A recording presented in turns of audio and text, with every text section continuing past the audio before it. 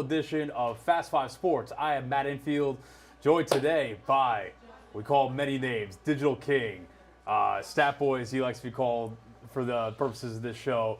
Most importantly, one of our digital executive producers, Jacob Gallant, who's going to be the executive producer of this show. Man, I'm happy to finally get this off the ground, and yeah, let's talk some sports. We're going to have some fun on this. Yeah, it's exciting, especially it's a great time to start it with football season right around the corner. Obviously, high school football is starting tonight. Friday football fever on Action News 5 at 10 o'clock tonight, so that'll be great. And that's kind of where we wanted to kick things off with to start with. So what we got going on tonight? No pun intended. Yes, high school football is back. We actually shot our first game of the year last night. It was at Christian Brothers High School, the Purple Wave, with a dominant 41-0 win over White Station. And I'm not going to lie, week one, you see some sloppy football. You see some teams that are just kind of knocking the rust off, some more penalties than you're accustomed to and whatnot, but Christian Brothers handled that a little bit better than White Station, to say the least. So Purple Wave 41-0 last night, first game we showed of the year, but tonight is the first full Friday of the high school football season. Like you mentioned, Friday football fever back tonight on Action News 5 at 10. Doc Holliday anchoring here in studio. I will be at our game of the week, which we'll see in just a second, but these are some of the other games we're going to see. Mays traveling to Lausanne, and these, of course, week one, basically all non-league games. Southwind making the trip up to Ridgeway. Cordova taking on Sheffield. St. George's going to Whitehaven to take on Doc's Fairleigh Bulldogs. And MUS making the trek up to Bartlett. And then we have our game of the week, which is where you will find me tonight. It is Briarcrest traveling to take on the defending 6A state champion Houston Mustangs. That is a game that, like I said, I'll be at previewing during our 6 o'clock show. I was at a practice with a couple of those teams yesterday. Both of those teams, actually, Briarcrest and Houston. And again, non-league game, but I can tell you, Houston's feeling good. Not in an arrogant way, but you know, they finally conquered the mountain last year. They won that first state championship, knocked off an undefeated Germantown team in the playoffs to get there, knocked out Brentwood in Nashville on their way to the state title game. And then won it all. And they return a lot of really key pieces. Now they lose a guy in Damon Cisa, who is now running back at Arkansas State, who was one of the most dynamic playmakers in the entire area last year. But they returned, most importantly, Chandler Day, their quarterback, who is now a senior, was a junior when they won it all last year. Southpaw Slayer, really good player, and he has got a bunch of weapons to throw it out to. Briarcrest, this is the second year under new head coach Phil Massey. They went 5-6 last year. He's trying to build them up. He was at Chattanooga Baylor, which is obviously one of the best programs in the entire state before coming to take the Briarcrest job. He played high school ball in the Memphis area, so it's kind of home for him. So I stopped by both of those practices yesterday. Houston, looking forward to a celebratory night. Briarcrest, well, it's a game where you can find out how good you are right away. Well, it's going to be an awesome night, awesome environment. You know, we got the banner on the Jumbotron, you know, to remind us of it. And, you know, it's really just a celebration of what happened last year and then, you know, see what this year's team has to come. Playing somebody as good as Houston, and obviously they're defending state champion, it gives an opportunity for us to see where we're at and the things that we need to continue to work on because a season isn't just one game. It's a marathon.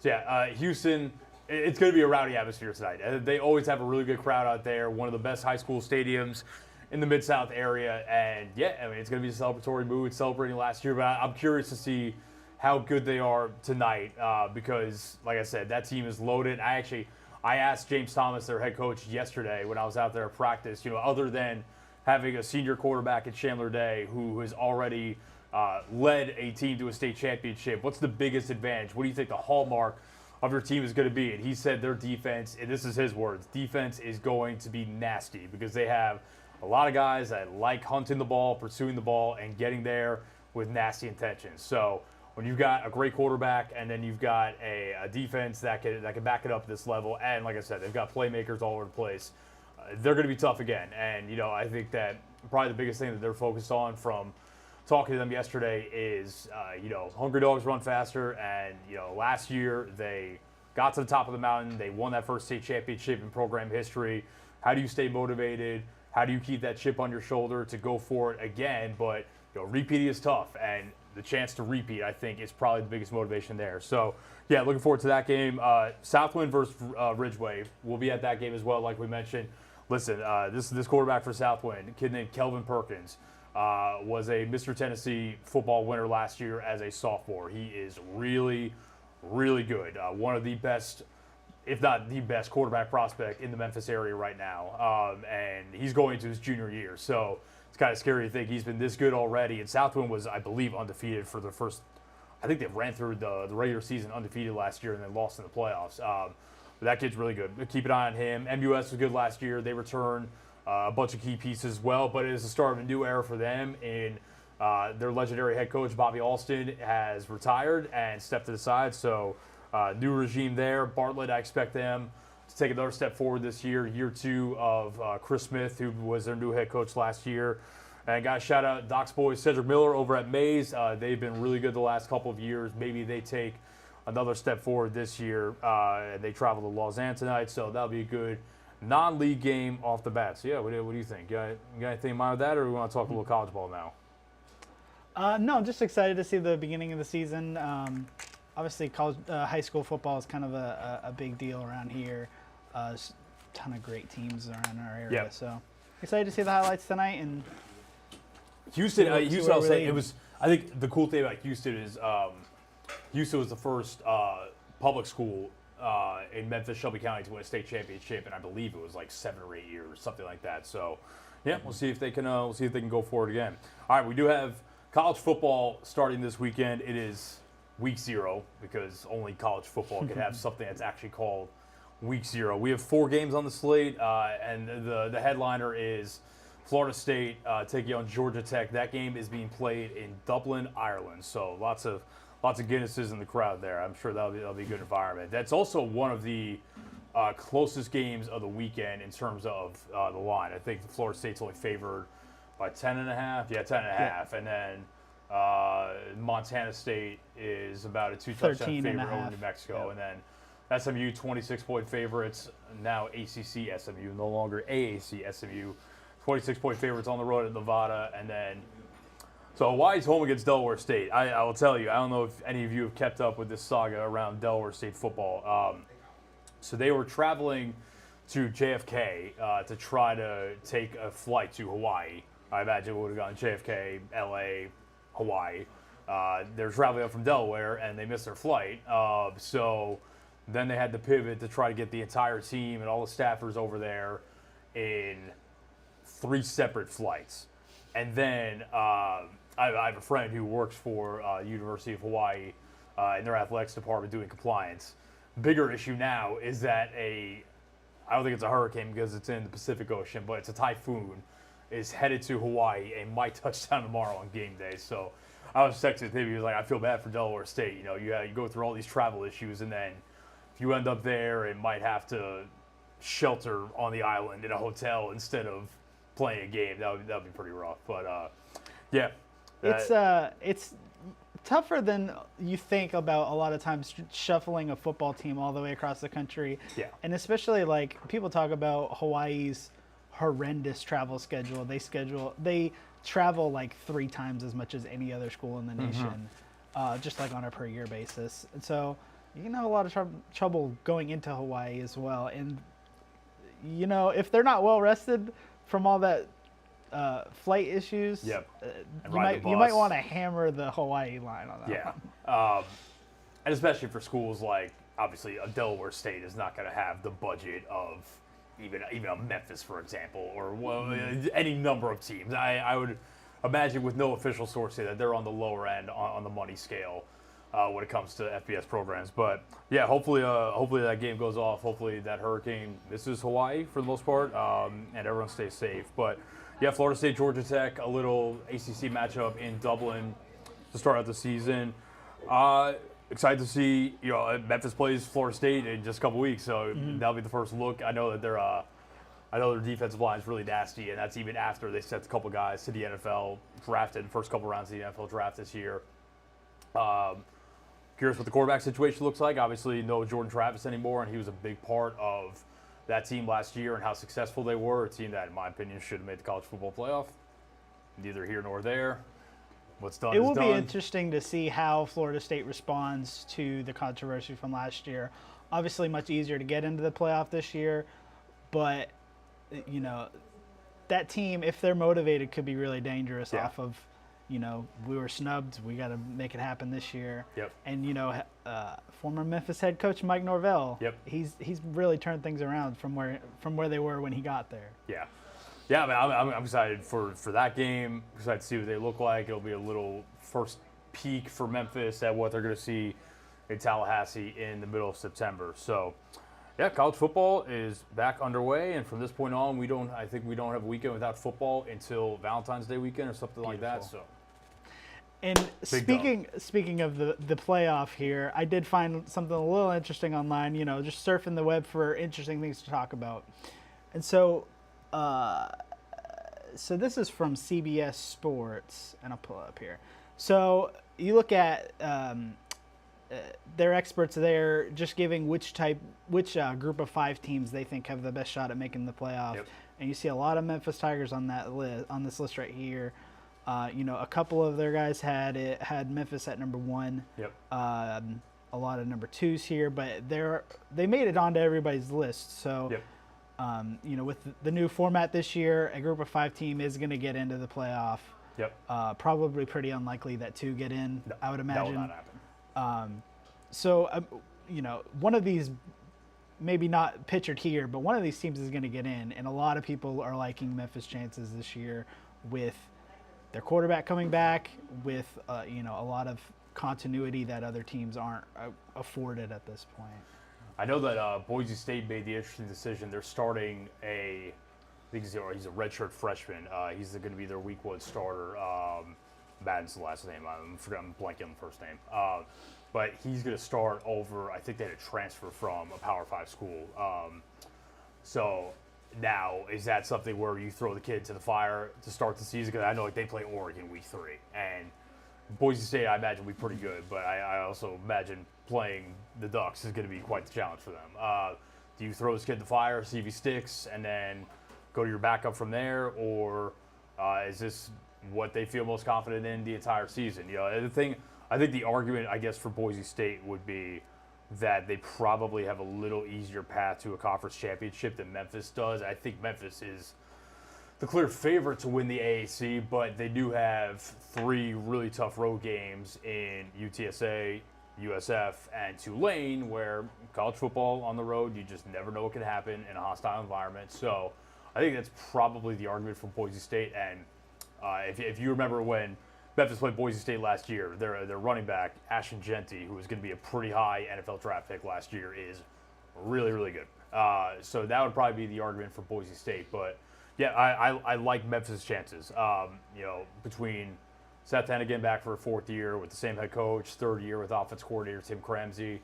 I think Rock Taylor is ready to really, he had his breakout year last year. I think Rock Taylor is ready to be the best receiver in this conference, a guy that I think Rock Taylor is an NFL player. You think about just like a big-bodied outside receiver that can win jump balls and burn you downfield. I think Rock Taylor's got what it takes to play on Sundays. So looking forward to seeing him with another year of chemistry with Seth Hennigan, what he could do.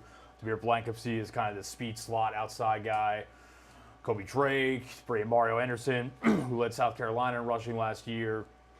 I think it's going to come down to the defense a lot of weeks, and they built a lot of positive momentum from the bowl game. They also brought in a lot of players in the transfer portal. Secondary looks like it's improved. So I think if the defense is just average with the amount of points the offense should put up, I think they're in a really good spot. So, yeah, I don't want to jinx anything, but I think Memphis should feel good enough about, I will say we shot the first Ryan Silverfield show on Monday, and we talked with Ryan, Tim Cramsey, Jordan Hankins, new defense coordinator, and then I talked with Seth, Mario Anderson, Chandler Martin, and Elijah Herring. And I think that they know the mindset is go win the conference championship, let the cards fall where they may from there. Because if they don't win the AAC, then they don't have a chance to get into the college football playoff anyway. So go in that, take care of that, and then see where the bracketologists and the committee where you land after that. So, but yeah, I think exciting times ahead for Memphis football. They start in actual week 1 next Saturday at home against North Alabama. So look forward to it. It should be a fun season. All right, man. Let's talk some Cardinals and let's weave in some Redbirds as well. So better end of the week for the Cardinals. They beat the division-leading Brewers last 2 games of their series at Busch Stadium. They moved to 1 game under 500. They are 63 and 64. They are still 10 games out of the division lead behind the Brewers. That's not happening. They are 5 games out of the last wild card spot. They have the Giants and the Mets ahead of them. So any way you slice it, it is a tough road to hoe with just over a month left in the season. But they also made waves this week because Jordan Walker, before 2023, a lot of people labeling him the best hitting prospect the organization has had since Albert Pujols, sent down to Memphis 1 week after he was called up to the Cardinals because they needed a bat against left-handed pitching. He proceeded to sparingly play in that week, got 11 at-bats, had 1 hit. And that was after he was in a great rhythm and flow in Memphis, probably the best he's hit down here, at least this year. They also sent down Nolan Gorman, who is someone who hit nearly 40 home runs as second baseman last year, has been slumping atrociously, and now is back at AAA as kind of a reset and get right. They have called up Jose Fermin for Nolan Gorman and Luka Baker, who is now the Redbirds' all-time home run leader. And Luka Baker had a really cool moment on Wednesday. He had a pinch hit 2-run homer in his first at-bat of the season. So certainly happy for Lukin because Lukin deserves his shot. Older guy that's grinded through the minor leagues the last couple of years while he's put up big numbers. Kind of been logjam behind Paul Goldschmidt at first base. But, yeah, we're both Cardinals fans. So the good news is it's a great time to go catch a Memphis Redbirds game. We've got several guys that, should be in the majors right now, but due to struggling, they're down there. And, I kind of want to indulge their nerdiness a little bit, see if we can maintain the audience. See the StatCast page but up. I've got the Baseball Savant page up. So if you look at Nolan Gorman, really there's a lot of red on here. So what we know about Gorman is he strikes out a lot, but he can really hammer the ball. And you kind of see that in his page, even though it has been a struggle for him, an OPS under 700. But he's got the 19 homers, which is almost top of the team, if not. I think he might lead the team in home runs, yeah. So, he's making hard contact, but he's not making enough contact. But for all of you at home, when you are in the first percentile K percentage and whiff percentage, that is how often you strike out and how often you swing and miss. That is very bad. He is also squared up. I am admittedly a savant nerd as well. Squared up is a little bit tougher to explain, but it kind of is what it sounds like. Yes, this is a player that has, I think it's pretty fair to say, he might have the most power of any second baseman in the big leagues, but you have to make more contact than this. You have to make more contact, and he's really been struggling over the last month or so. So here's where I'm at, man. I love this team. This is the first sports team that I really fell in love with. Mark McGwire and then Albert Pujols. Even though I grew up in New York, first 2 athletes I ever idolized. So McGwire, Pujols, maybe a fan. I have stayed a fan from like 2000, 2001 on. I will root for this team for the rest of my life. But it's tough right now because they have a big problem. And excuse my French, their player development sucks and their scouting sucks. And it's a twofold problem because not only do those 2 things suck, but the players that they think highly of, that they then get rid of, go on and perform like all-stars with other teams. The players that they hold on to, that they think highly of, then don't live up to the hype at the big league level. That is an enormous problem. You cannot compete year after year if your player development is poor. I don't care who you are. I don't care how much money you have to spend. If the Dodgers' player development was poor and their internal scouting is poor, they could not compete year after year. The Mets, the Yankees, like whoever you want to name. If you can't develop players and then figure out which ones are good and which ones you need to get rid of, you're not going to win consistently. And this team, it's just been, you think about the first 15 years of the 2000s, 2000 to 2014. They won 2 World Series. They went to 2 more World Series. Went to the NLCS 9 times. Expected to win the NL Central every year. And then in the last decade, they've made the playoffs 5 times. One of them was the COVID year where they let everyone in. Sorry, doesn't really count to me because they were like the 738 seed. Sorry, that's a participation. Shout out Marlins. Yeah, that's a participation trophy playoff appearance. It doesn't really count to me. And in 2021, like they made it. They were the road team in the wild card game. This was a consistently excellent organization for the first 15 years of this century. I mean, arguably the best in the entire sport. The Red Sox and the Giants would probably have something to say about that too. They each won 3 World Series between 2000 and 2015. But they're just stale, and they don't spend. They spend money, but they don't spend money that's consistent with, hey, we're going to really go for it and try to win year in and year out. But, yeah, man, I mean, the list is long at this point. Randy Arozarena, we traded him for Matthew Liberatore. That looked great at the time. So Matthew Liberatore was drafted by the Rays. I interned with the Rays when they drafted him. Everyone thought really highly of him. Matthew Liberatore comes here. The Cardinals can't develop him. He's a long reliever, I guess. He doesn't look like a starter right now. Randy Arozarena, and he's not with the Rays anymore, but he, all-star caliber player, awesome playoff performer. Big L. That trade's a huge L. Enormous L. Adolis Garcia, you barely got to look at him. And he goes to the Rangers, key part of a World Series championship winning team, all-star caliber player. The list goes on. I'll give them a little bit of a break on Tyler O'Neill, because Tyler O'Neill actually did have one season where he performed at that level. But even then, he goes to the Red Sox this year. And he's performing at an all-star level again, when he couldn't do that the last couple of years with the Cardinals. Dylan Carlson right now. Dylan Carlson, it wasn't that long ago, he was the best hitting prospect in the organization. Did basically nothing with the Cardinals. He gets traded to the Rays. He's got 3 more home runs with the Rays in like 15 games than he did the Cardinals all year, which was none. 0 home runs with the Cardinals. And the list goes on and on. And then you look at this situation, man, like Jordan Walker. This is one you can't screw up because he is such a good prospect. I just don't get the thought process in you send him down to Memphis at the beginning of the year. Cool. I'm fine with that. He was slumping. He probably needs to make some tweaks. I'm fine with that. But then just as he is really hitting his stride and hitting as well as he has at any point during his time in Memphis, you say, okay, let's take him out of this rhythm. Let's bring him up to the big leagues, but let's not play him every day. Let's have him sit on the bench half the time. Let's have him only play against left-handed pitching, even though he has reverse splits and he's better against right-handed pitching than he is left-handed pitching. And then you say a week later, oh, never mind. Back to Memphis you go. Luka Baker, you come on up, which is what you should have done in the first place. It's just a lot of baffling decision-making. I don't know. It just feels like there are so many smart teams out there that have just passed them by, whether these teams have money or not. Because I can look at the Dodgers and say the Dodgers are miles smarter than the Cardinals are right now on a lot of different fronts. But then I can also look within the division and say the Milwaukee Brewers are miles better run than the Cardinals right now and have been probably for a couple years. The Cardinals maybe have gotten some better results in a couple times.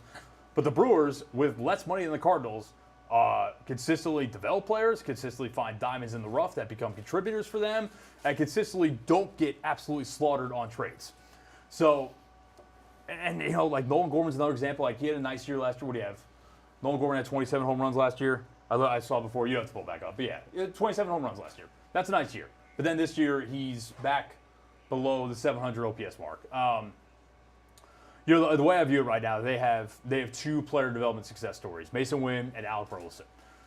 It's a lot of failures other than that. It's a lot of trades that they absolutely lost with young players that they gave away, and these players ended up either hitting their ceiling or becoming the caliber of player that we all thought they could when they were in the minor leagues. So, yeah, I don't know, man. Something's off there. And luckily with Burleson, he might be the first baseman of the future at this point because you said the Cardinals had one major problem, player development. I think problem 2 is their star players are not playing. They're not performing right now, and that's Goldschmidt and Arenado. Correct. Both have had very poor seasons. Goldschmidt is almost unplayable at this point. He's their 7-hitter and deserves to be their 7-hitter. Right. And, back to the Savant page, there's a lot of blue. There's a lot of blue for a guy that won MVP 2 years ago. This is still that's Gorman. There's the blue. Goldie is one where I could just tell by watching him. 36 years old, the bat's just slower. He's been getting beat by fastballs all year, and if you can't catch up to fastballs, guess what, man? You don't have a chance, because if they're blowing fastballs by you, then your bat's got to speed up, and then when they start hammering you with breaking stuff, you're done. To see a guy with his skill set striking out this much, it's disheartening. Yeah. He's striking out a ton.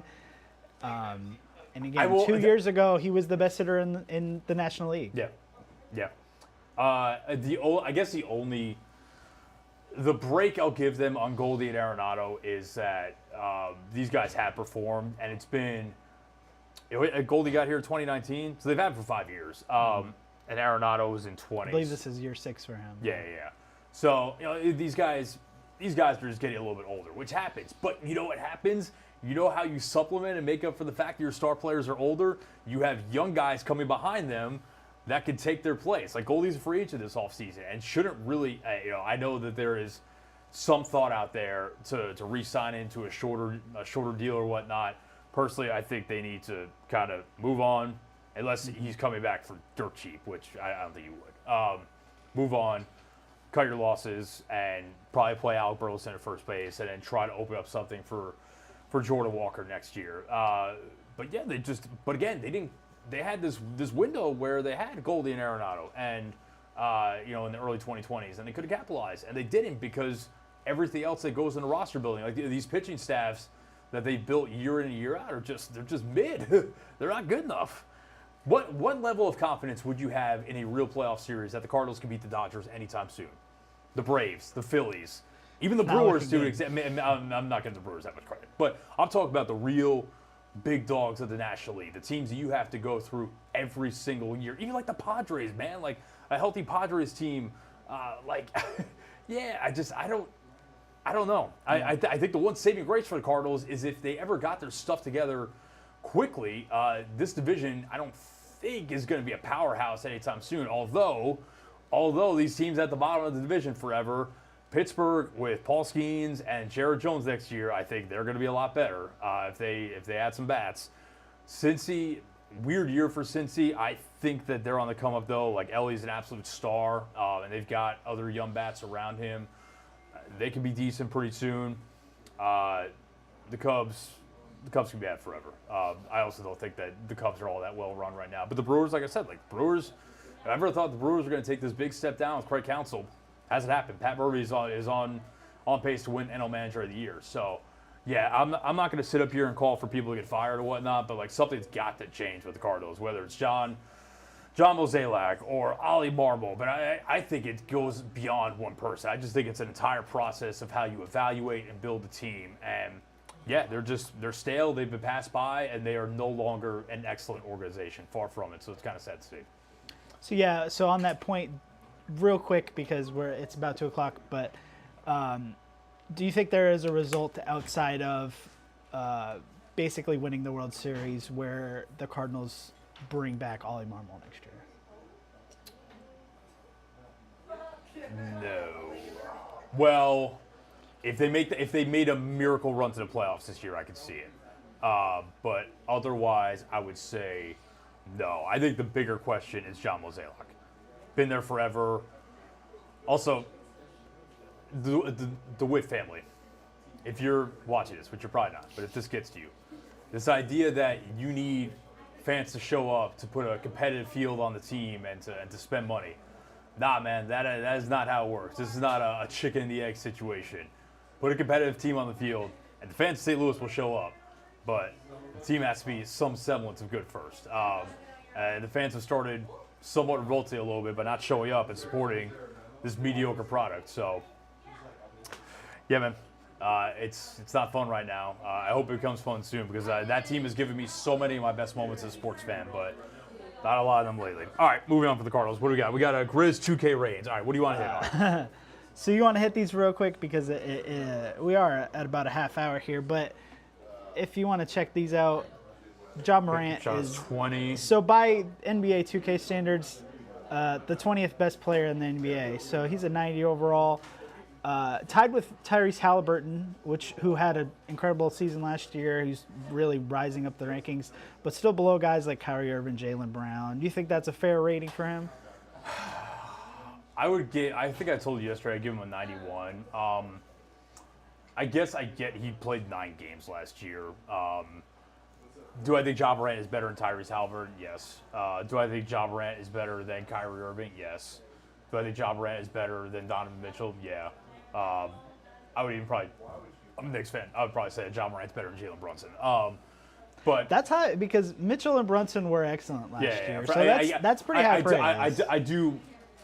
I do understand, given he played 9 games last year, why you can't put him above these guys. You know, like Brunson was, second team All NBA. Mitchell was awesome last year. Kyrie Irving was part of a Mavericks team that went to the NBA Finals. Halliburton, it went to the Eastern Conference Finals. Had an awesome year. So I'm relatively fine with this. I will say that if he's healthy for the majority of the season, I think he's going to be way higher up that list. And then Jaren?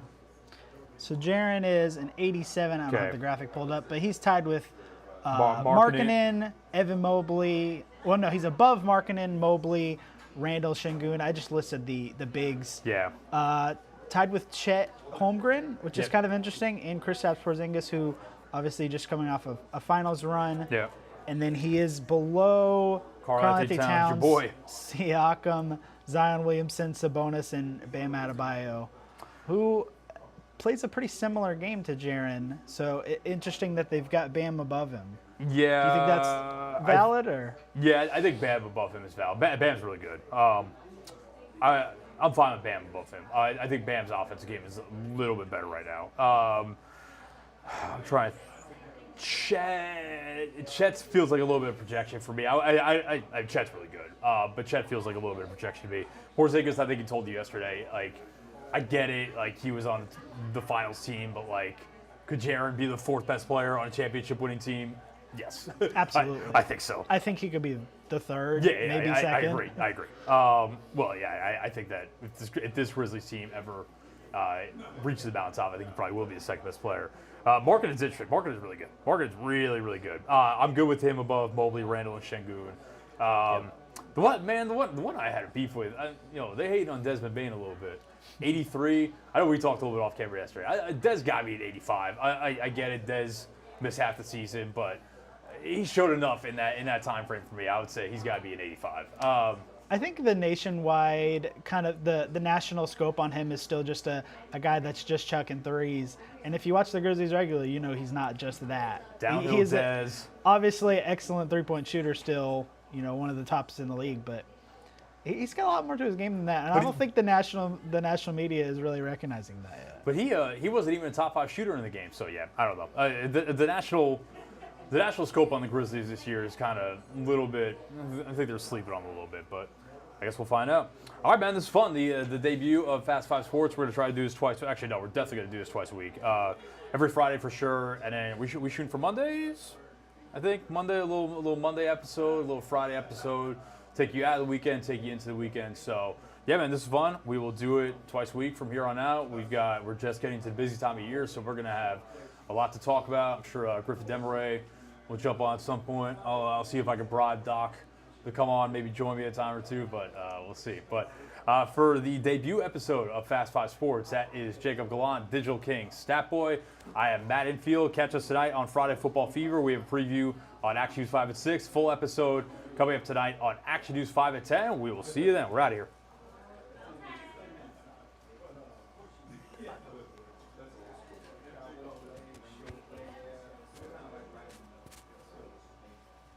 All right, what you think? Good.